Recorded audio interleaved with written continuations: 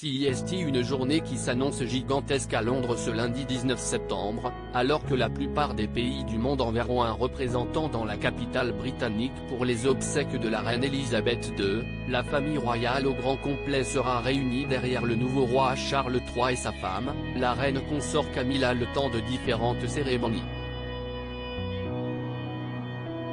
À partir de midi heure française, 11h, heure locale, une procession débutera en effet sur les bords de la Tamise pour transporter le cercueil de la reine Elisabeth de Westminster Hall, où il est actuellement présenté au public, à Westminster Abbey, pour une grande cérémonie religieuse.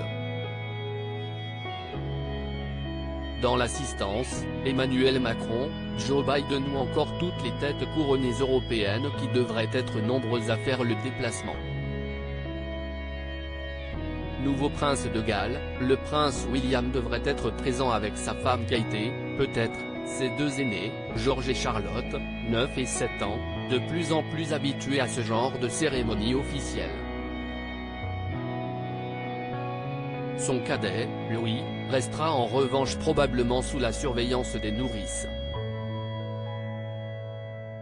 Son frère le prince Harry, sera également présent et accompagné de sa femme, Meghan Markle.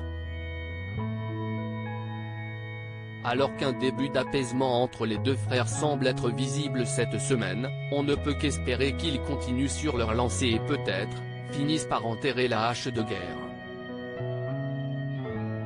Après la messe, qui devrait tout de même être assez longue, la famille royale partira ensuite vers le château de Windsor, où la reine a vécu ces derniers mois, à l'exception de son dernier été, qu'elle a passé à Balmoral. Là, une nouvelle cérémonie sera célébrée de manière bien plus privée, et les membres du clan diront enfin au revoir à leur aïeul, décédé jeudi 8 septembre. Celle-ci sera en effet inhumée près de ses parents et de sa sœur dans la crypte du château. Le cercueil de son époux, le prince Philippe, décédé en avril 2021 à 99 ans, la rejoindra bientôt, pour qu'enfin la souveraine retrouve celui qu'elle a toujours considéré comme son roc.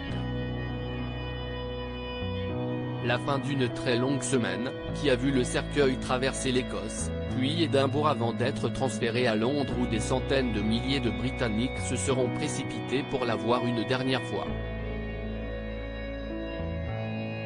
Ensuite, la vie devrait reprendre son cours. Resté au Royaume-Uni depuis l'annonce du décès de sa grand-mère, le prince Harry devrait notamment regagner au plus vite les États-Unis où l'attendent ses deux enfants, Archie, 3 ans et Lilibet, 1 an.